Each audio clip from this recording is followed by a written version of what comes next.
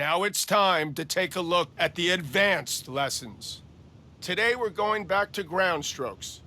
This time around, seeing the difference between control and power shots, as well as various shot types. This demo will explain the how and why of the various ground strokes. We're back with an advanced lesson on how to hit ground strokes with different levels of power and different types of spin. Ground strokes are shots played after the ball has bounced once, and they're most common when playing from the baseline. To return an incoming ball back to your opponent, press any of the shot inputs. There are 3 shot categories that can be applied when hitting a ball: control shots, power shots, and normal shots. A tap of a shot input will get you a control shot. You'll see a crosshair icon appear when you hit one successfully. Control shots have high precision but lower spin and power. They're good when you need to hit close to the line. You've got to be careful though. Control shots aren't super powerful, so they're easier for your opponent to attack if they can reach it in good conditions. Next up, we've got power shots. With these, you need to hold a shot input until the power meter is filled red. Then you release to hit the power shot. These are great when you want to give your opponent something that's hard to return or to put the ball out of their reach altogether. Power shots aren't forgiving when it comes to bad timing though, so they bring a dose of risk to the party if you don't play them right. And then there's your normal shots, which are ones you play when your shot is neither a control shot nor a power shot. Regular shots you play by holding the input down, but then release before you filled up the power shot meter. They are less precise than control shots and less powerful than power shots, but keep things going. With all that in mind, let's look at the 5 different shot types you can hit, each dependent on which button you use to activate your swing. The shot types available are flat, topspin, slice, lob, and drop shot. Let's look at flat shots first. Pressing the flat shot input will hit a flat shot. These are the fastest shots you can use.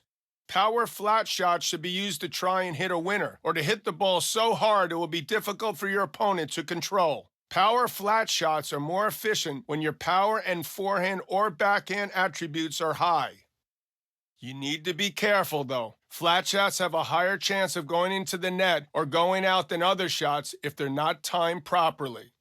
They can't be used effectively for short cross-court angled shots either. For those, you need topspin shots, which conveniently enough are next on the list. To pull off a topspin shot, press the topspin shot input.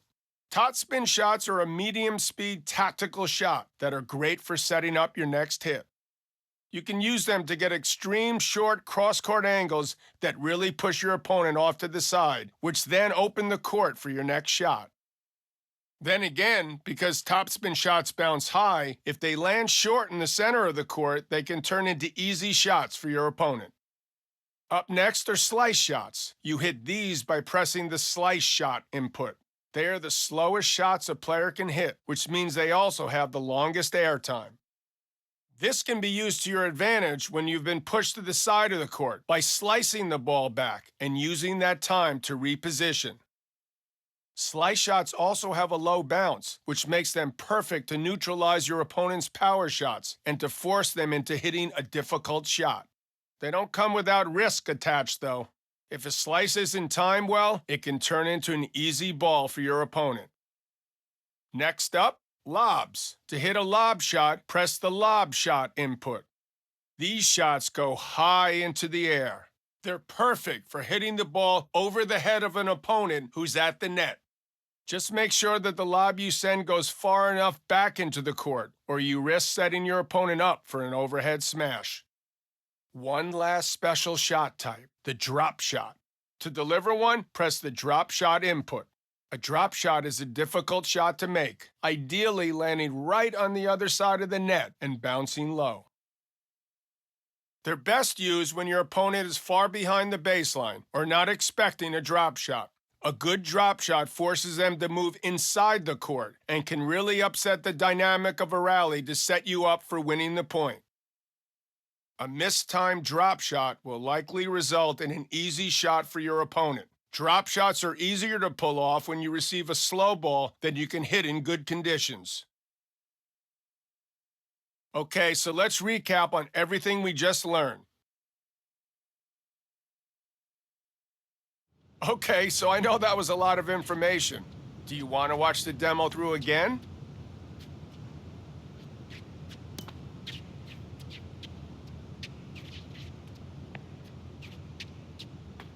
Start off by hitting some control shots. That's how you hit control shots. Good, good. Now switch to power shots. That's too many shots from no man's land. Remember to move back and reset.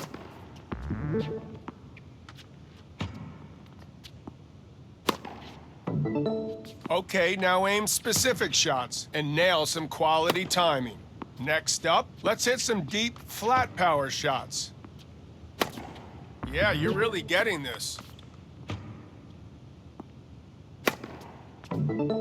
Now let's move on to short angle topspin power shots.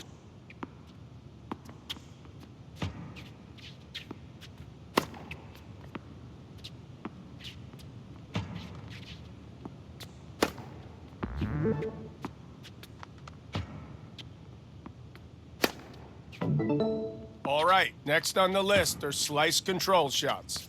These will help give you time to move back to the baseline. To hit a control shot, be sure to release the shot input quickly and do not hold it.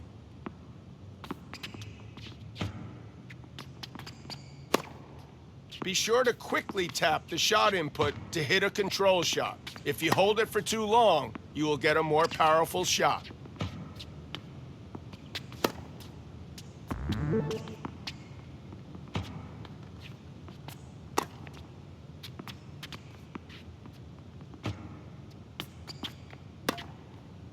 Try to release the shot input when the timing meter reaches the end.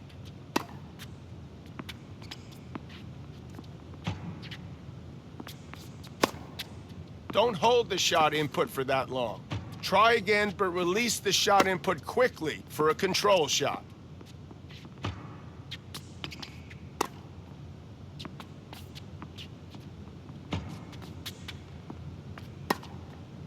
Release the shot input when the timing meter hits the green zone.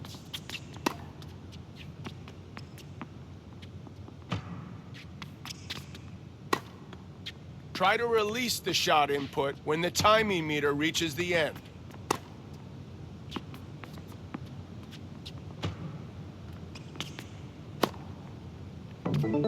Great.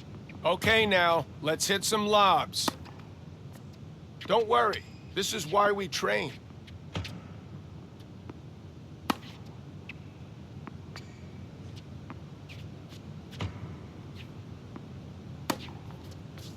Be sure to release the shot input when the timing meter is in the green.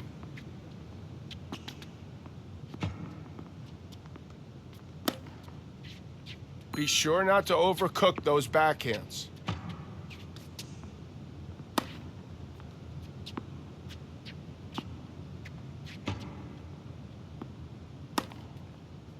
Release the shot input when the timing meter hits the green zone.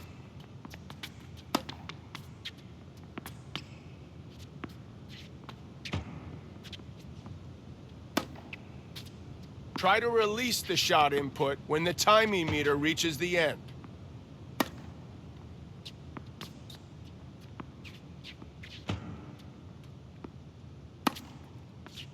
Get it with the next ball.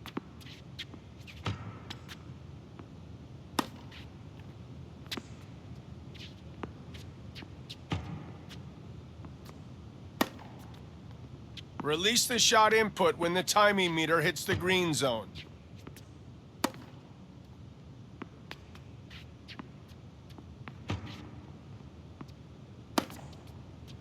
Be sure to release the shot input when the timing meter is in the green.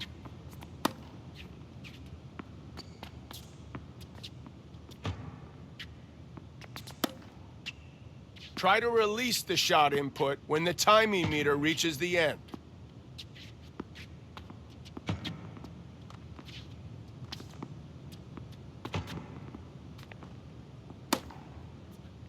Way to show some finesse with that control shot.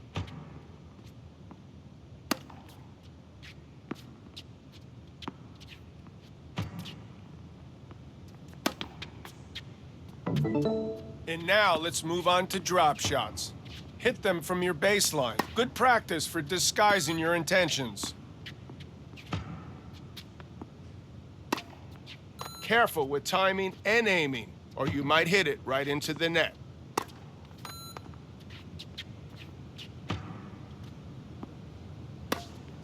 Be careful with your shot timing, or you could hit the net like that.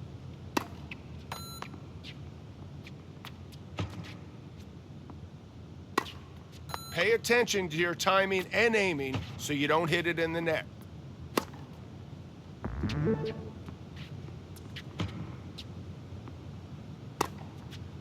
Keep trying.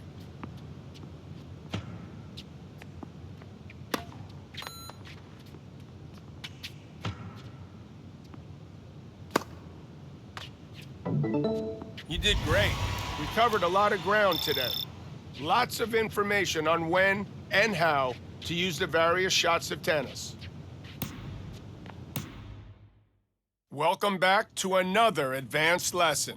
This time around, we'll be learning an additional way to serve, as well as how to improve your aim for it.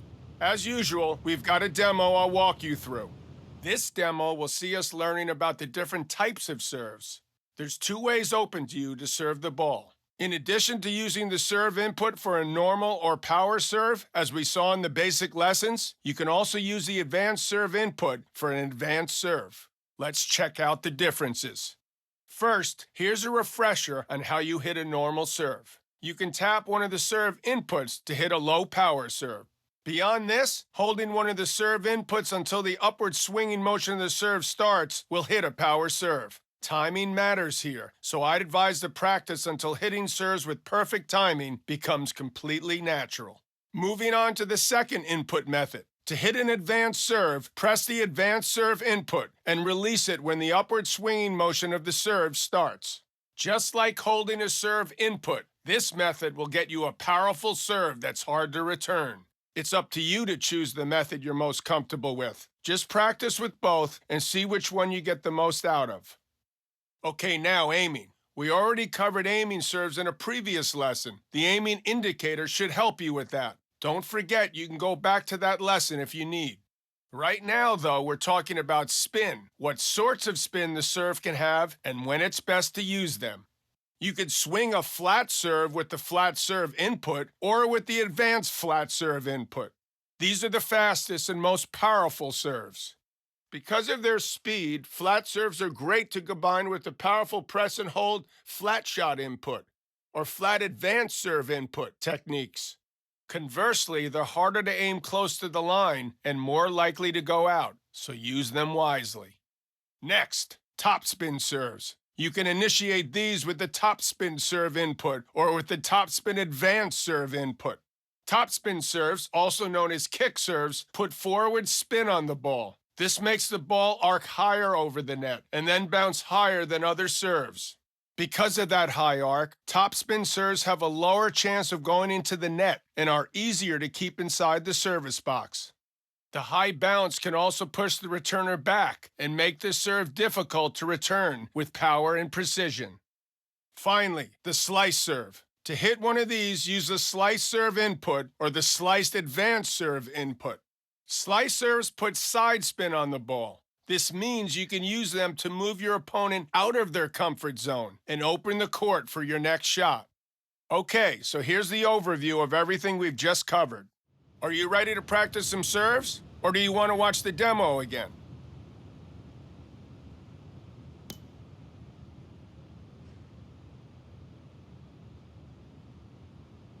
Let's warm up with something you're familiar with, the normal and power serve. You're making great progress. Now we're moving on to the advanced serves. Looking great out there. Yeah, you're doing good. Go ahead and start hitting some specific serve types while you're aiming them. Start off with flat serves. Remember, quality timing is important to ensure your serve goes in.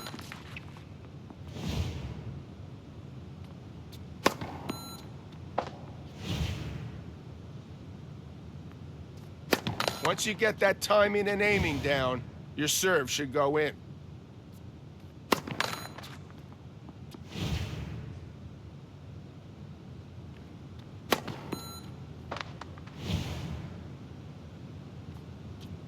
Don't forget that quality timing is critical when aiming serves down the tee or out wide.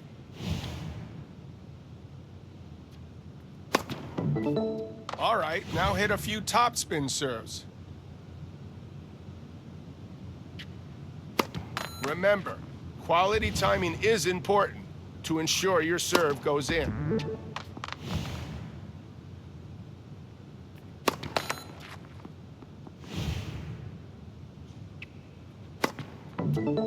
Finally, let's hit some slice serves. Once you get that timing and aiming down, your serve should go in.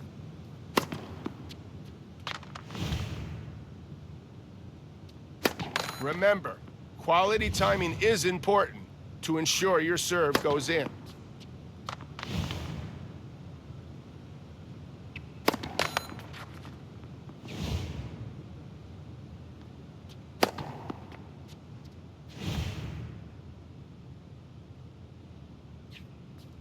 Don't forget that quality timing is critical when aiming serves down the tee or out wide.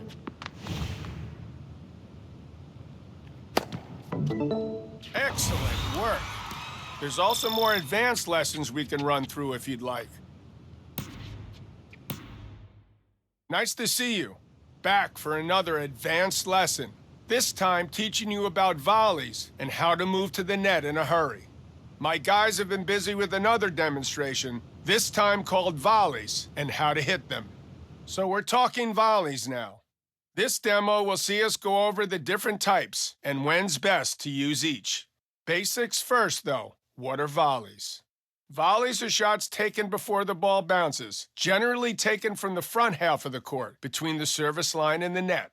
To trigger a volley, use one of the volley shot inputs when hitting a ball before the bounce. There are 4 types of volleys: standard, power, control, and drop. Standard volleys are started with the standard volley input. They're great when you need some pace on the ball, but can't afford to make a mistake with a higher risk power volley. Standard volleys aren't as precise as, say, a control volley, though, so you run a greater risk of them going out when you're aiming near the line. Use the power volley input to perform a power volley. You can use power volleys to punish your opponent when they've returned a weak shot high over the net within your reach. Power volleys executed in these conditions are powerful, fast, and difficult for your opponent to return. Control volleys are on the control volley input. They're not overly powerful, but give you a good amount of precision in most situations. They're pretty useful to return a low or powerful ball, so you can take advantage of their high precision. A control volley is slower than other volleys, though, so you can set your opponent up for an easy shot if your aim's off. Finally, if you want to place the ball very close to the net on your opponent's side, you can perform a drop volley by using the drop volley input. Drop volleys are a great option when your opponent is at or behind the baseline and you receive a slow ball. It forces them to run forward to get to the ball and to hit a weak shot that's easy for you to put away. They're a tricky shot to hit, though. You've got to time them well, or you'll start losing points. Before you leave, let's talk about when you should and shouldn't use a volley. You want to be moving to the net when you've put your opponent in a difficult position and expect to receive a slow and high easy ball for you to put away to win the point. If your opponent is out of position, moving forward and hitting the ball back before it bounces lets you play an easy volley to the open court before they can reposition. Most times, that's a winner. You can also take a chance and come to the net when your opponent isn't out of position to put them under pressure and force them to miss. It's a risky tactic, but it can throw some opponents off. Just know that it's most likely to work if you have a high volley attribute and you can hit your volleys with good timing. Make mistakes and you'll be forced to play some difficult volleys, which you'll likely miss or give back to your opponent on a silver platter. Here's a recap on the different types of volleys. We can run through that again if you want, or otherwise, it's on with the show. Start off by hitting with any of the volley types. Great, nice aim.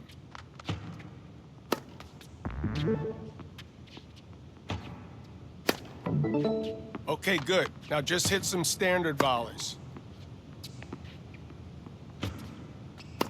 Keep at it.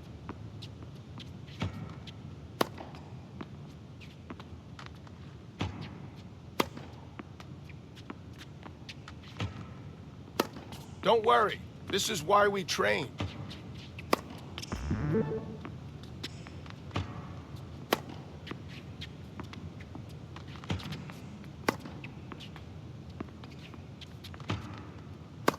Keep trying. Time to switch it up. Hit power volleys deep into the opponent's court. Get it with the next ball.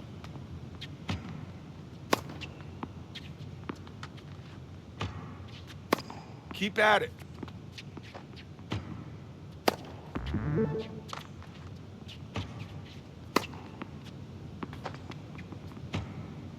Be sure to use a shot input to swing when the ball gets near you. Good job. Now hit control volleys near their sidelines.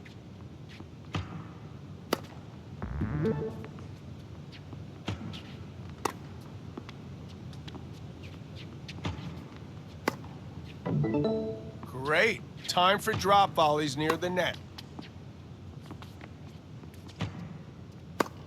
Great work.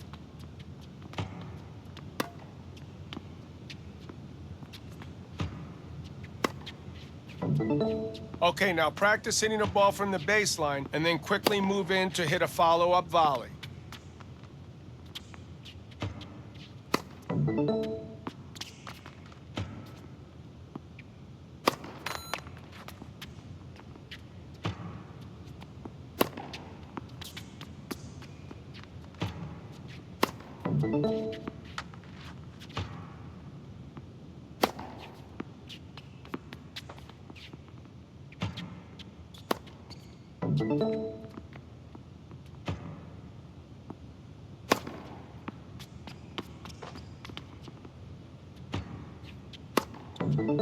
Those volleys are looking good. There's another lesson waiting for you if you want to push on. Hey, welcome back. Today we're talking about returning your opponent's serve. The next demo is going to explain where you should stand to return a serve and where you should be aiming your return. In this lesson, we're talking positioning, where to stand to return a serve and where to aim your returns. Serves will come at you at a much greater speed than normal ground strokes, which is why most players stand further back behind the baseline to return them. Returning from this position gives you enough time to read the serve's trajectory and to hit your shot in good conditions. Here you see the player in what's an ideal position for returning a first serve. To return a second serve or a slow serve, though, you may choose to stand close to the baseline. This will be harder for you to time correctly, but you can take time away from your opponent as they transition from their serve and get ready for your return. Only do it if you're in your stride with the timing. Keep in mind, too, that the reflexes stat affects your ability to hit fastballs, like first serves, with precision and power. Watch this player hit the return when the ball is on the rise, taking time away from their opponent. Another way you can make a returner serve difficult for the server is to hit it deep into their court. By hitting the ball deep with your return, they will have to quickly reposition or hit the ball close to the bounce.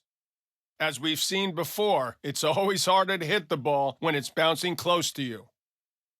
See how this player is returning near the opponent's baseline? Watch how the opponent's next shot gets hard to control. Here's what you should be taking away from the lesson. Hope it all went in. So that's service returns.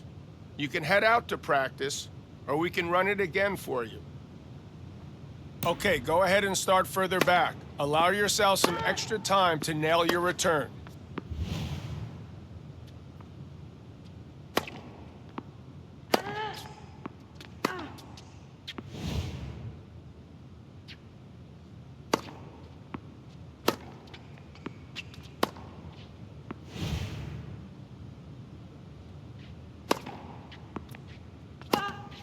Don't worry, this is why we train.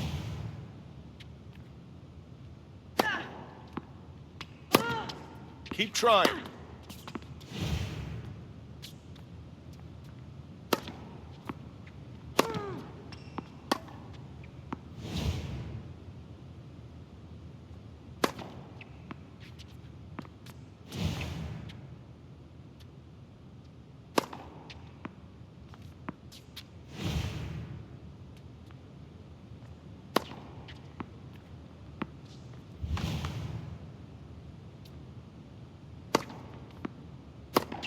You're making great progress.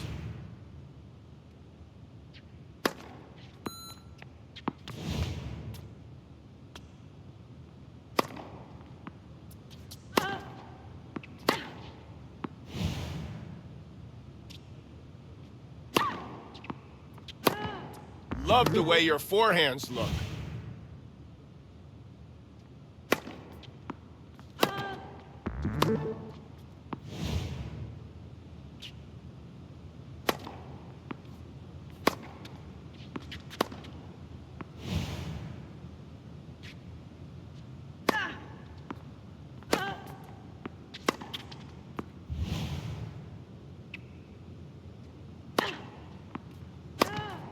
Now move forward to take some of your opponent's time away. Really great shot.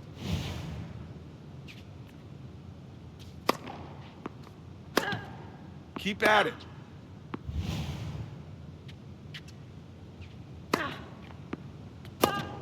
Your forehands are looking good.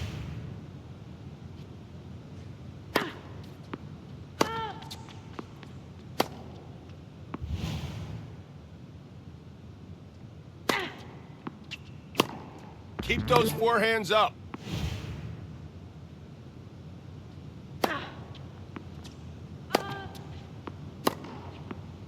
The ideal position to hit the ball is when it's around waist height. Deep returns now. Quality returns far into your opponent's side.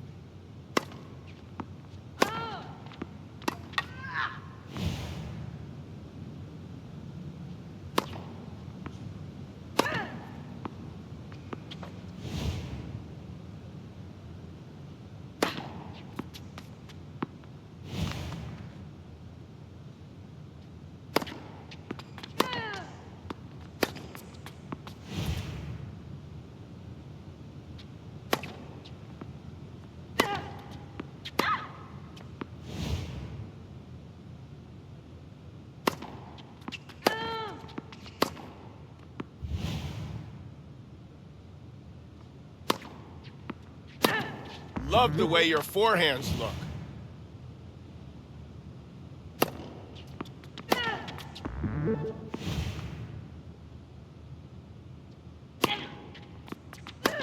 Get it with the next ball.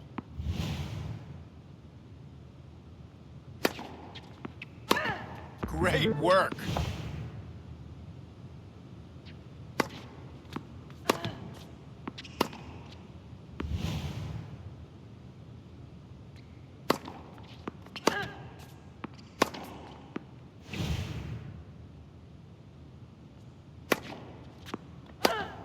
You've done great here. I'm happy with all of that.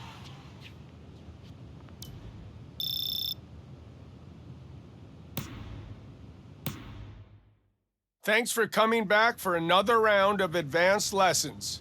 Today, we're going to be focusing on a technique known as inside out. First off, we've got a demo of inside out shots and to see why you might want to use them. Okay, so now we're talking about how to hit a shot inside out and the times it might be a good idea. So, what does inside out mean? Well, basically, it's when instead of just hitting the ball, you run around it first and hit with the opposite swing. So, if the ball is coming to your backhand, you run around it and then hit it with the forehand. To perform an inside out shot, you press the inside out input while pushing the move input toward your desired hit position. That'll make you run around the other side of the ball's trajectory and hit from the opposite wing. Watch how this player moves around this backhand and hits with the forehand instead. They're doing that by pressing the inside-out input while moving around the ball before they release the swing input. And that works whether you're coming in from either side, too. Here, the player runs around a forehand to hit a backhand. Okay, so now we know what an inside-out shot is, but why would you want to use one? Glad you asked. Main reason you'd want to run around an incoming ball is to hit it with a swing, forehand or backhand, that has a higher attribute. So typically, this would be a player with a super high forehand attribute, but a lower backhand attribute. It's a move that lets you use your biggest weapon, even when your opponent has hit the ball to your weaker side. Just don't forget, you'll need more time to cover that extra distance, so you can only really use this technique when you receive a slow ball from your opponent. Also, hitting a shot inside out is likely to take you further from the center of the court and to give an opening to your opponent if they can get to your shot and hit it to the open court. Here's the lowdown on inside out and everything we've just covered. Reckon you've got the measure of inside out? We can watch the demo through again or go right on into trying it out. Start by moving around these shots and hit a well-timed inside-out forehand. Don't worry, this is why we train.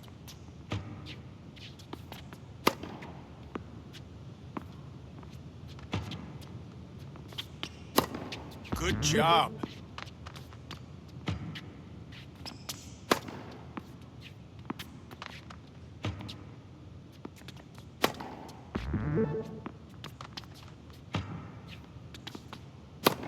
Yeah, you're really getting this. Switch to the other side and hit some quality inside-out backhands.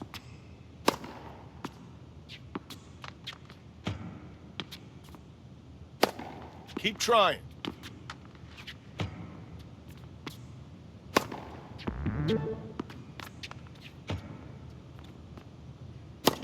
Those backhands are great.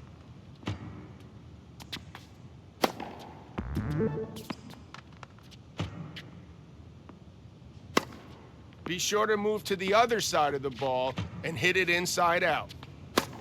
Good job. Inside-out shots are a powerful weapon, but it's important to understand when it's best to use them. Hey! Back again for more. Today we're talking attributes and how they affect players. Also in this lesson, we'll cover rally energy and how that relates to shot categories and movement. Okay, so attributes, how they affect players, and how the rally energy meter works. A player's attributes are what make and shape their play style, as well as defining their strengths and weaknesses. There are 8 attributes in play here: forehand, backhand, serve, volley, power, speed, stamina, and reflexes. Each attribute is represented by a value between 30 and 100 and represents a level of ability in that specific aspect of the game.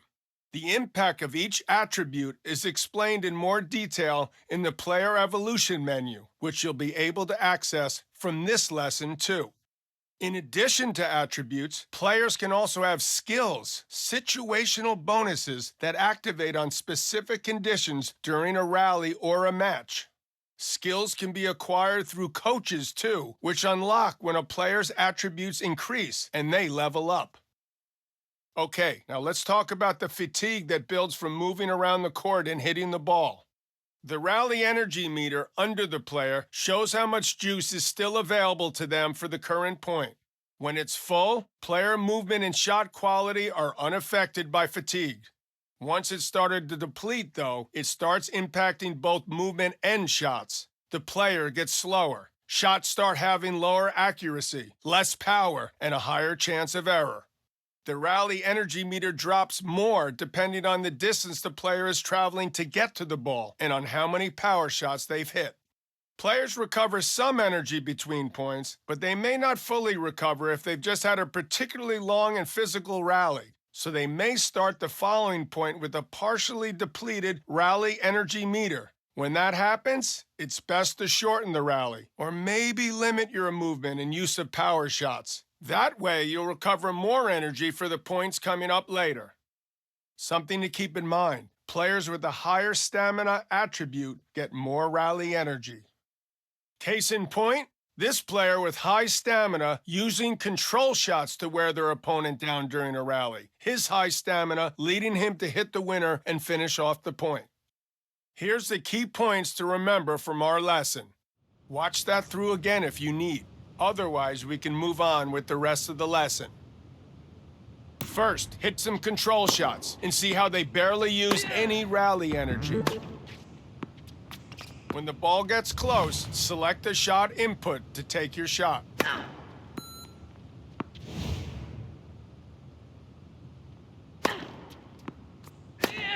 To hit a control shot, be sure to release the shot input quickly and do not hold it.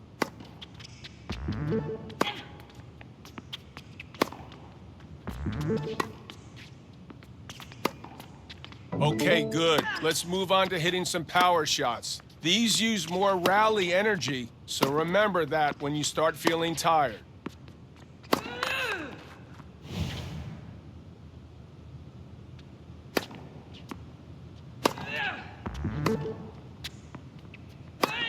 Look at that backhand.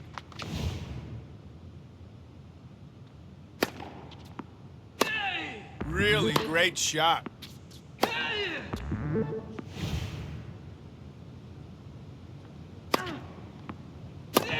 Great work out there.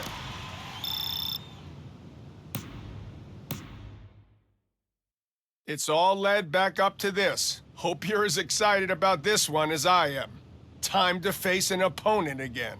I want you to remember what you've learned about the various shot types for ground strokes, volleys, serves, and returns. As always, don't rush your shots and hit with quality timing. Start by serving to your opponent.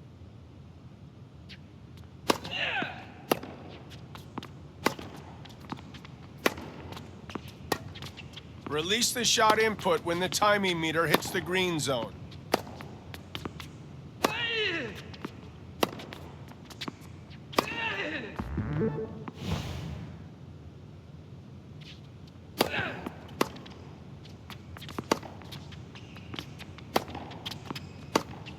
Be sure to release the shot input when the timing meter is in the green.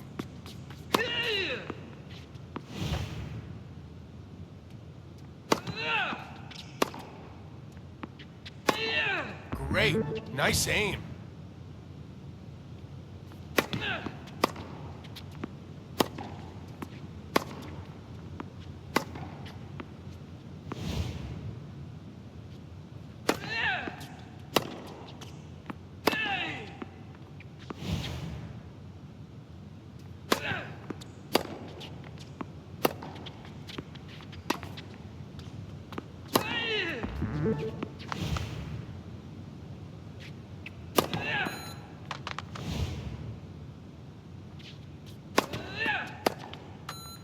Now we're going to start returning your opponent's serves. Remember to position well and try to return deep.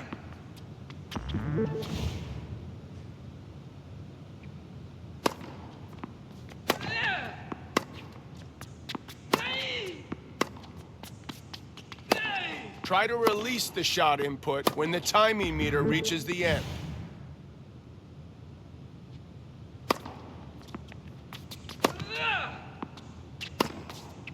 Mobility is key. Move back to the baseline to get a better position for the next shot.